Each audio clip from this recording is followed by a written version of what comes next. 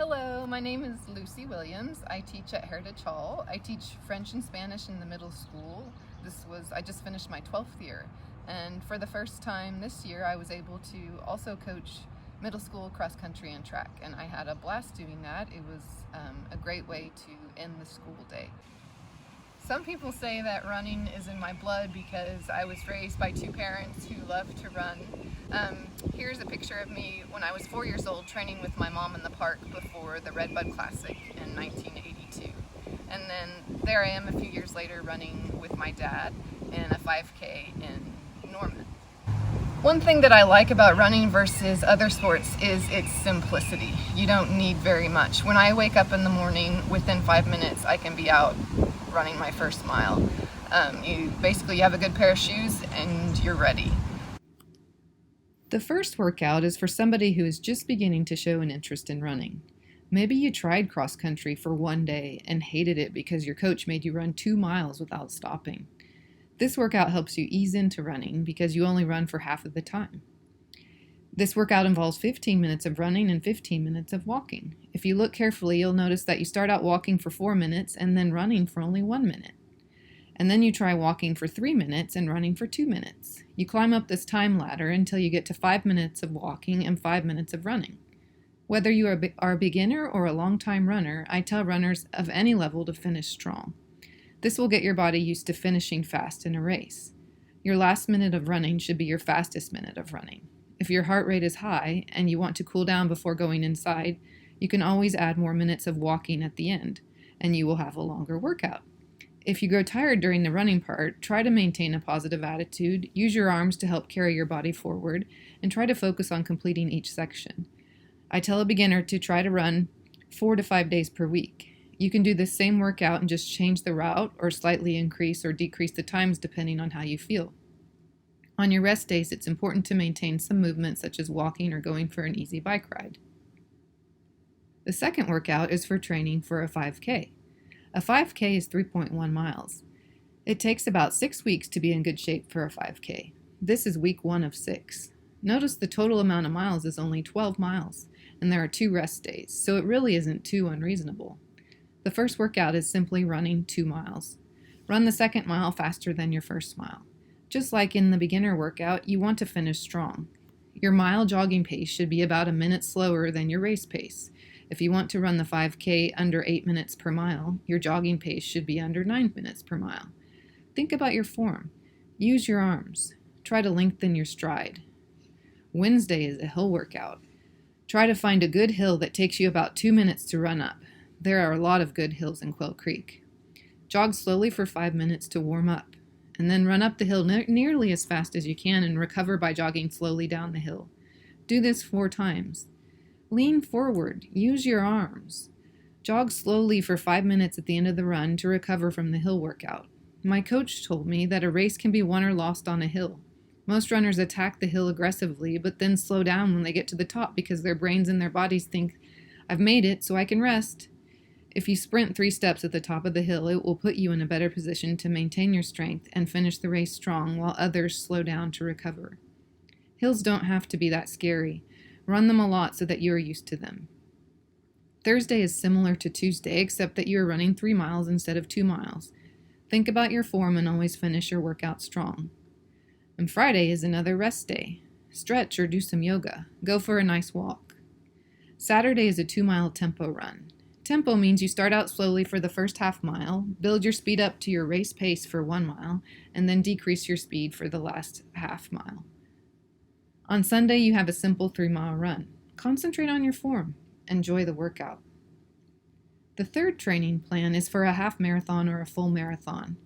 I only recommend this distance for ages 15 and older. And really, you should have a few years of running behind you. The mileage begins with about 30 miles per week and increases to 45 near the end of the 18 weeks. There are some similarities in all 3 workouts. Attack the hills. Finish each workout strong. Your last mile should be your fastest.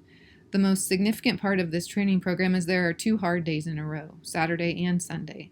The mileage for those 2 runs increases each week. Saturday is a substantial 5-mile run. You should be pushing your pace, and then the very next day you have your long run of the week. Try to run your last few miles at race pace. By putting 2 hard workouts 2 days in a row, you are teaching your legs to run when they are tired, because you most certainly will be tired at the end of a half marathon or a marathon. The other workouts are fairly straightforward and similar to the other training programs. Whether you are a beginner or a long-time runner, it's important to have fun and listen to your body. You know when you need a day off, and you know when you're feeling good enough to push it a little more than usual. As you run more and more, you will be able to fine-tune your workouts, and the results will come fast.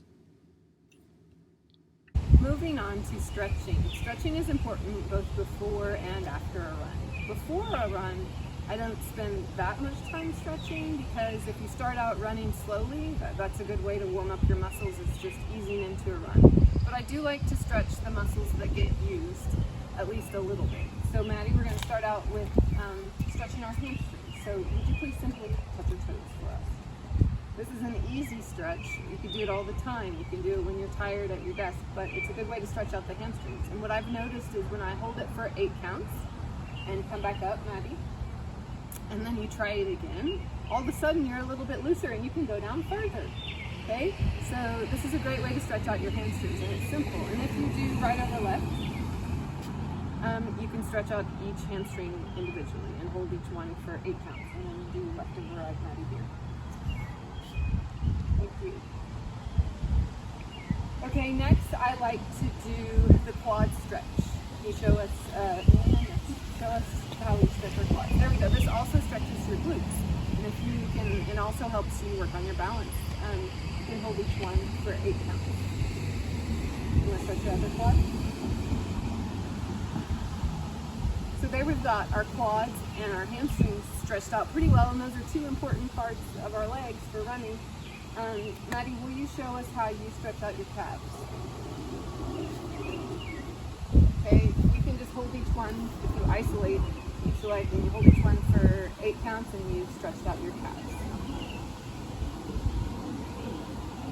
Thank you, Maddie, here.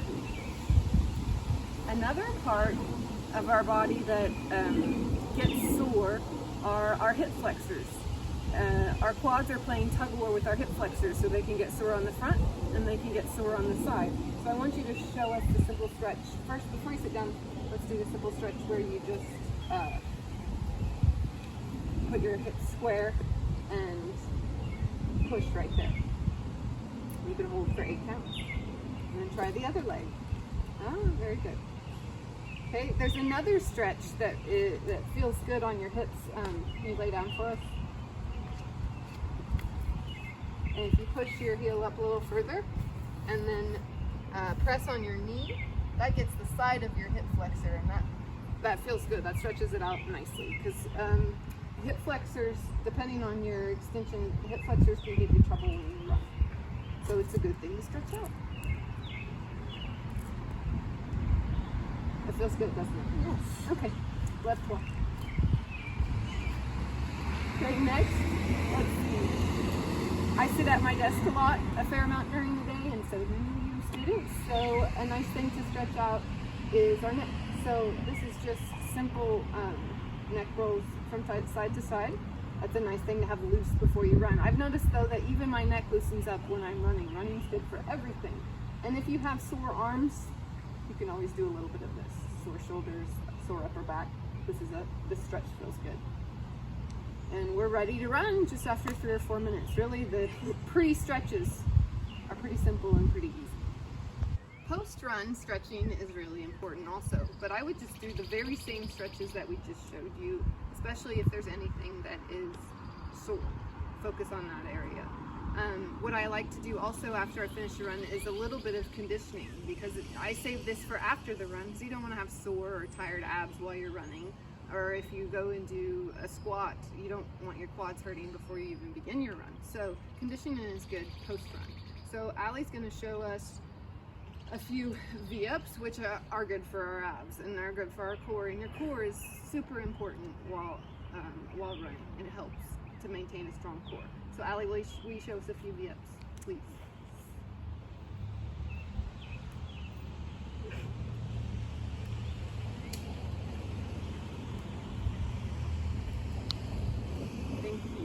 I like to do between 20 and 30 of these. until your stomach gets really sore, until you can't do them anymore. Okay? And then after, you roll over and you hold a plank for a minute. And this is where you make your back as flat as you can. And you hold it, you squeeze your core as tight as you can. It's working basically every muscle in your body at this point. It's hard, it should feel difficult, and you hold this for a whole minute. And maybe each day or every few days you add 10 seconds, because this is a great conditioning exercise. The last conditioning exercise will have to be inside since we're using the wall, and it's to strengthen our quads. This one helps me because I get sore knees when I run, but the longer I run, the more months I add to my training program, the less my knees hurt, and that's because my quads are carrying the weight and they're getting stronger. So if I do this for a minute every day, it's going to speed that process along. It's challenging. It starts to hurt after about 8 seconds. So if you hold this for a minute, it's going to make sure you're square, 90 degrees. It's going to make your running a lot more comfortable. Lastly, I want to say that even though running is a solo sport, there is a strong bond that is built among teammates. There's something to be said about sharing the same challenging experience in a race or cheering on your teammates from the sidelines. Whether coaching or participating in the sport myself, I have always noticed that cross-country and track runners tend to be very disciplined and also very friendly. They work hard, but they also laugh a lot together after a workout or on a bus ride. The runner's high is real. Running is something that you can do your whole life. I hope all of the runners out there are enjoying their summer training, and I look forward to seeing you in the fall. Thank you.